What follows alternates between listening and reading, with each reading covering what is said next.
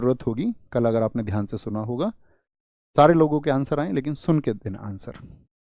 भैया मेरी भी सुन लो, दोस्त नहीं है, सुनने नहीं आए हैं, सुनाने आए हैं, सुनाने आए हैं। यहाँ आपको सुनना है।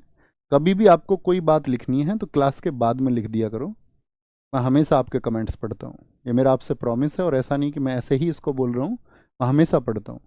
तो क्लास के बाद में लिखो अपनी बात को कभी भी, ठीक है। कोई भी आपका सजेशन ऐसा होगा कि वो मानने योग्य है, वो क्लास में आपको दिखेगा, जो मुझे लगेगा सभी स्टूडेंट्स के हित का है, तो वो अपने आप ही आपको शामिल दिख जाएगा। उसके लिए हमारे संवाद की आवश्यकता नहीं है कि मैं आपकी बातें अलग अलग इंडिविजुअली पढ़ पाऊँ, वो संभव भी नहीं है। ओके, तो हमेशा लिख दिया करो। अब मैं भी नहीं पढ़ूंगा तो उस बात के लिए फिर आपका लोग हैं उसी एक काम के लिए, तो वो उसको पढ़ करके मेरे पास ज़रूर भेजेंगे। वो ये कहेंगे कि भैया ये बच्चे का एक सुझाव है। आते हैं जी। बच्चों ने कहा CABD, गिरफ्तारी के समय व्यक्ति को यह जानने का अधिकार है गिरफ्तारी किस कारण से की जा रही है। हाँ जी भैया, 22(1) में बताया गया।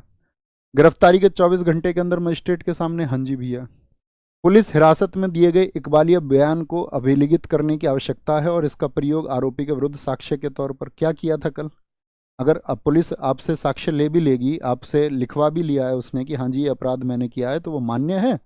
आप CRPC जब पढ़ेंगे तो वहाँ पे आता है सेक्शन 164, उसमें पुलिस ने जो बयान दर्ज करवा लिए वो आगे फिर पेश नहीं हो सकते हैं, ठीक है। क्या बोलेंगे, तो ये तो गलत हो गया। 15 वर्ष से कम आयु के, ये समझना है कि आयु के किसी भी लड़के या किसी भी महिला को केवल सवाल पूछने के लिए थाने में नहीं बुलाया जा सकता, एकदम से वैलिड है। सिर्फ सवाल पूछने के लिए, लेकिन विशेष परिस्थितियों में बुलाया भी जा सकता है, लेकिन सवाल पूछने के लिए पुलिस को खुद आना पड़ेगा, खुद आना पड़ेगा, ये भी ध्यान में रखना है। तो क्या बोलेंगे आपसे, ABD बन जाएगा, ABD। भारत के संविधान के अनुच्छेद 22 के तहत वहां कुछ प्रावधानों के अपवाद के अलावा निवारक निरोध के तहत अपवाद छोड़ दिए हैं उन्होंने, उन्होंने छोड़ दिया। मतलब नेशनल सिक्योरिटी एक्ट में क्या होगा वो छोड़ दीजिए। जो आपका प्रिवेंशन डिटेंशन होगा, प्रिवेंशन डिटेंशन होगा आपका, वो कितने दिन का होगा, अपवाद छोड़ दिया जाए तो 3 महीने का होगा, 3 महीने का।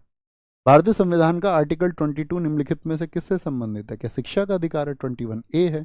व्यक्तिगत स्वतंत्रता की सुरक्षा कर रहा है, क्या बोलेंगे, नहीं भैया। 22 आपका प्रिवेंशन डिटेंशन को बता रहा है।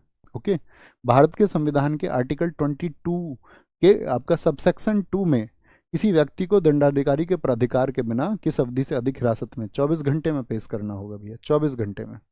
निम्नलिखित में से मीज़ा का पूर्ण रूप क्या है। मीज़ा 1971, तो मीज़ा क्या है, maintenance of internal security act है मीज़ा। अंतर्राष्ट्रीय नहीं है, अंतर्राष्ट्रीय नहीं है, सॉरी, मेंटेनेंस ऑफ इंटरनेशनल नहीं है, anti maintenance of internal security, आंतरिक सुरक्षा। देखो अभी पूछा गया है वो जेई में। राष्ट्रीय सुरक्षा अधिनियम से संबंधित है। राष्ट्रीय सुरक्षा अधिनियम किस बात से संबंधित है जरा बताओ। क्या एंटी सोशल एलिमेंट्स से है, नहीं भैया। राष्ट्रीय सुरक्षा अधिनियम कहाँ पर हमने पढ़ा, निवारक नज़रबंदी से, प्रिवेंटिव डिटेंशन से संबंधित है। टेररिज्म से थोड़ी है, टेररिज्म से तो आपका टाडा पोटा वो खत्म हो गए, अभी UAPA है उसके लिए। पब्लिक सेफ्टी से नहीं है, तो किससे है, प्रिवेंशन डिटेंशन से है। भारत में आतंकवादी गतिविधियों को रोकने के लिए निम्न में से कौन सा कानून लागू है। क्या ये पोटा लागू है, खत्म हो गया। टाडा लागू है, खत्म हो गया। पॉक्सको एक्ट आपका प्रिवेंशन ऑफ चाइल्ड एंड, ये किसके लिए, बच्चों की सुरक्षा के लिए है आपका, तो UAPA लागू है। अनलॉफुल एक्टिविटीज प्रिवेंशन एक्ट अब लागू है।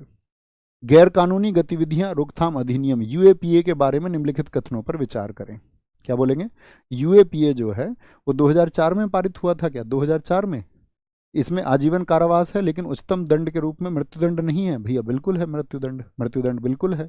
आप कहेंगे 2004 नहीं भैया, 1967 में, ना तो एक ना दो, ना तो एक ना दो, कोई सा भी ठीक नहीं है।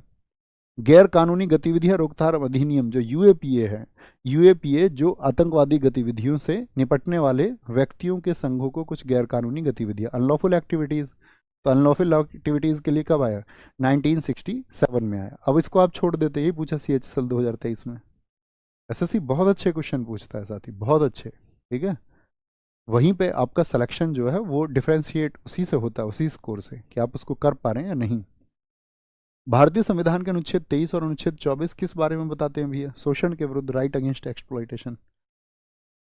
भारतीय संविधान के किस अनुच्छेद में मानवों की तस्करी और जबरन श्रम पर रोक है, कि भाई आप ह्यूमन ट्रैफिकिंग नहीं कर सकते, मानवों को बेचना खरीदना ये सब नहीं हो सकता, जबरन श्रम जबरदस्ती आप इस फोर्स्ड लेबर नहीं करा सकते हैं, 23 में है। क्या बोलोगे, 23 में फोर्स्ड लेबर है।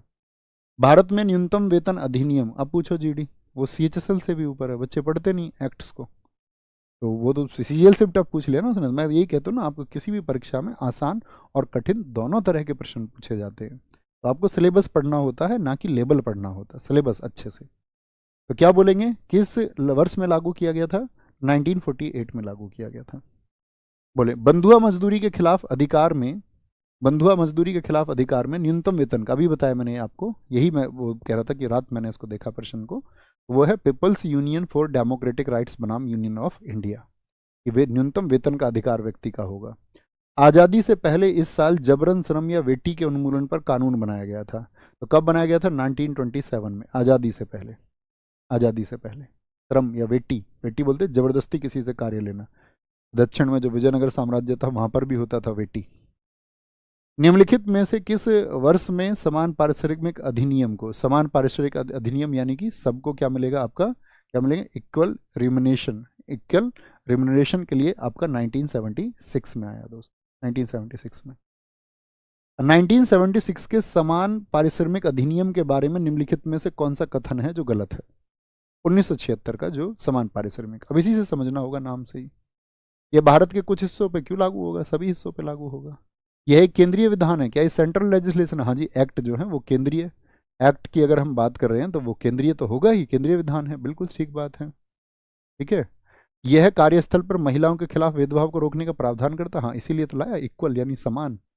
यह रोजगार के मामले में पुरुष और महिलाओं को समान पारिश्रमिक के भुगतान का प्रावधान करता है, हाँ जी करता है बिल्कुल। तो क्या हो गया? ए गलत है, ए गलत है। अनुच्छेद 24 खतरनाक नौकरियों में रिक्त स्थान से कम आयु के बच्चों के रोजगार पर रोक लगाता है, 14 वर्ष से कम के। निम्नलिखित में से कौन सा आर्टिकल है जो 24 के तहत वर्णित बाल श्रम निषेध, बाल देखो बाल और बलात्, जल्दी मत पढ़ना, वो फोर्स्ड है ये चाइल्ड है, इसका अपवाद है, बताएं कौन सा अपवाद है? 24 में क्या एक्सेप्शन था?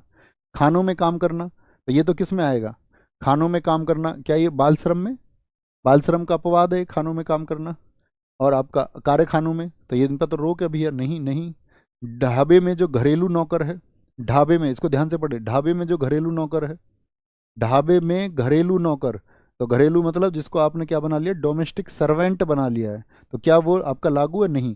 पारिवारिक व्यवसाय से जुड़ा हुआ है, अगर किससे? घरेलू व्यवसाय से, फैमिली बिजनेस से, फैमिली बिजनेस से। ये मत कर देना कि भैया घरेलू तो घरेलू नौकर पढ़ लो, घरेलू नौकर नहीं होता, घरेलू व्यवसाय होता है। नौकर मीन्स नौकर है, ओके। तो उसके लिए ध्यान से देखना कि उससे जबरन ही कार्य कराया जा रहा है। भारत के संविधान का अनुच्छेद 24 कारखानों के परिसंकट में कार्यों से संबंधित बच्चों के नियोजन पर रोक लगाता है, ऐसा निषेध कैसा है? परिसंकट में कार्यों से, परिसंकट में कार्य मैंने बोला ना, रिस्की हजार्डस वर्क हो या रिस्की वर्क हो कोई भी, उस पर रोक लगाए। तो क्या वहां पर आंशिक निषेध है, पार्शियल है? आप कहेंगे पूर्ण निषेध है, कंप्लीट प्रोहिबिशन है, एब्सोल्यूट जिसको हम बोलते हैं, एब्सोल्यूट प्रोहिबिशन, मतलब पूरी तरह पर। जैसे आर्टिकल 17 आपने पढ़ा, आर्टिकल 17 क्या कहता है? अस्पृश्यता का, तो वहां पर कुछ छूट थी क्या?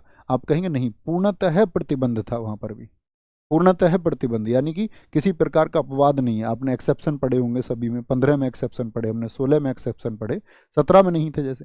ऐसे ही यहाँ पर साथी क्या बोलोगे, आर्टिकल 24 में एक्सेप्शन है घरेलू व्यवसाय के लिए, लेकिन जब पूर्ण निषेध की बात करें तो इस स्थिति में कोई भी एक्सेप्शन नहीं होगा। ठीक है, कोई भी एक्सेप्शन नहीं होगा। ये हमारी आज की क्लास हुई और आज हम खत्म कर चुके हैं आपका आर्टिकल 24 तक। अगला हमारा आर्टिकल रहेगा आर्टिकल 25 से 28। ये मैंने आपको बताया था, ये हम कल की क्लास में जो पढ़ेंगे, और यही आपका होमवर्क है आज का। कल जो हम पढ़ने वाले हैं आर्टिकल 25 से 28, तो उसमें क्या बताया गया है, आर्टिकल 25 से 28 में क्या है। वीडियो जब आप बाद में देखें, जो भी साथी हों जिन्होंने पहले पढ़ा हो, तो उम्मीद करूंगा सब इसका उत्तर लिखेंगे। बाकी उम्मीद करेंगे, बाकी कोई बात है तो आप लिख सकते हैं। और साथी बड़े धैर्य के साथ में चलना है, मुझे कोई जल्दी नहीं है। आप में से किसी साथी को कोई जल्दी हो अगर, तो फिर उनको अपनी राह अलग चुननी होगी। जो मेरी राह में मेरे साथी बने हैं उनको पार लगाने की जिम्मेदारी मेरी है, ठीक है। क्योंकि हम धीरे चलेंगे तो चीज़ों को बहुत अच्छे से सीखेंगे, नहीं तो फिर जल्दबाजी में तो हमने भी पढ़ाया है, बाकी लोग भी पढ़ाते हैं, तो मेरे हिसाब से उसको अर्थपूर्ण चीज़ नहीं है। तो बस ज़रूर लिखना कि आप कक्षाओं को बहुत अच्छे से समझ रहे होंगे, और जो मैं महसूस कर रहा हूँ वो शब्द आपके मेरे पास तक भी पहुँचने चाहिए, कि आपको कोई समस्या तो नहीं आ रही है ना। थैंक यू, नमस्ते, जय हिंद, जय भारत, टेक केयर, मिलते हैं साथी कल, नमस्ते।